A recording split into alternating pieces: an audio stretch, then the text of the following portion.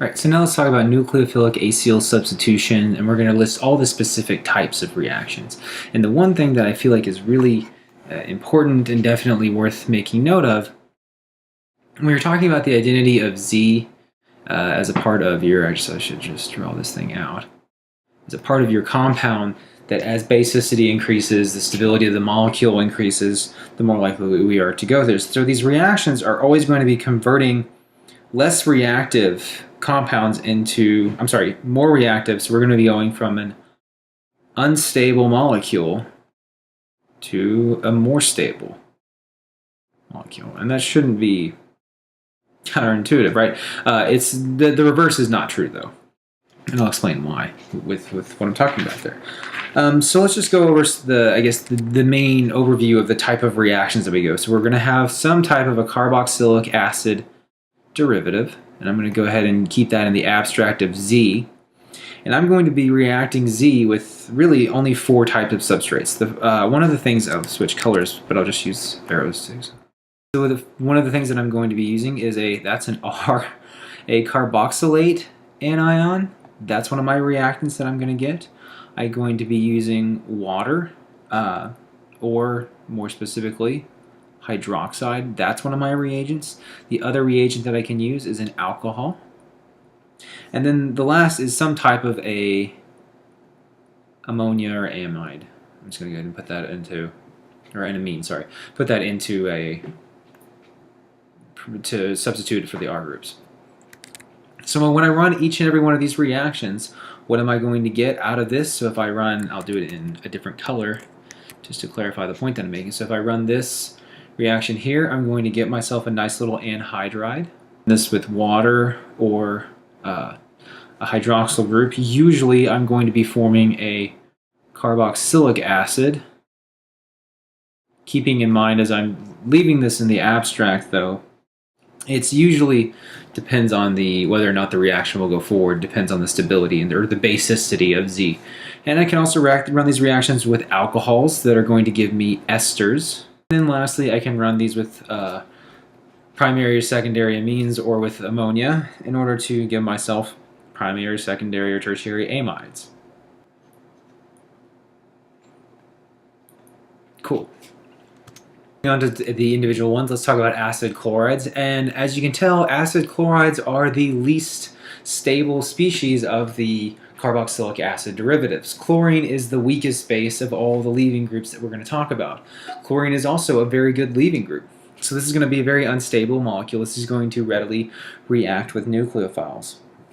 And the type of reactions that I'm going to show is based off of whether or not we have a polar charged nucleophile or whether or not we have an uncharged nucleophile. That's kind of the distinction that I wanted to make here. So now I'll go ahead and just explain what I'm talking about here in a second. It is neutral. If it is a charged nucleophile, has some type of a charge to it, then I need no bases to worry about. But if I have a neutral nucleophile, then I'm probably going to have to worry. Must use a base because I'm going to be forming hydrochloric acid to react with HCl to make sure that I have a favorable byproduct. So let me, show you the examples of what I'm going to talk about. All right, so we just went ahead and wrote these out in advance, but just like when we had talked about hydrate formation and acetal formation of reactions with nucleophiles, these really do almost kind of mirror each other, except in one simplistic way. Obviously, you know that the reactivity of alcohol and the reactivity of water as nucleophiles is pretty similar. But the thing is, acid chlorides are so unstable, I don't even need to catalyze this reaction with an acid because they are acids. Because I'm forming a very weak acid, an ammonium ion, over here. So let's just draw out a generalized overview of what both of these molecules, which is really the same thing, what their mechanism is. So we start off with our acid chloride. Have either a water or an alcohol, it doesn't really matter, depending on the substrate that you're going to form. You have a nucleophilic attack, which does the same thing that we've talked about time and time again. That's how this is not an equilibrating reaction. This is such an unstable reactant that it's going to completely go in the forward direction. So once you form this, you're going to have pyridine doing what pyridine always does. It's a base, taking off a proton. Just for fun facts, can you tell me whether or not that lone pair, what type of orbital that lone pair probably exists in? Don't forget that. And so once we have the proton transfer there, I guess the next step is shown in order is the removal of our chlorine, which is a very nice leaving group, thus giving us the ammonium salt from this deprotonation reaction here, but those are just byproducts that we don't really care about. What I've now formed is either a carboxylic acid if I'm using water, or an ester. I should have correct my mistake here. That is that. The only thing that I was going to say, though, on the subject of any amides or ammonia, is you don't really need to necessarily just note that you have more than 2 equivalents of this, because these guys are by themselves. I'm going to go ahead and switch colors just to show you what I'm talking about. Obviously, they have a lone pair attached to them. They are base. Nevertheless, these are kind of useful in terms of reactions, so you'll usually use a sacrificial base like pyridine, just so that you don't have this reacting and using up, and I guess inhibiting your reaction concentrations. But what happens if we react an acid chloride with a charged nucleophile? Obviously this is also aprotic, so you can think of it that way.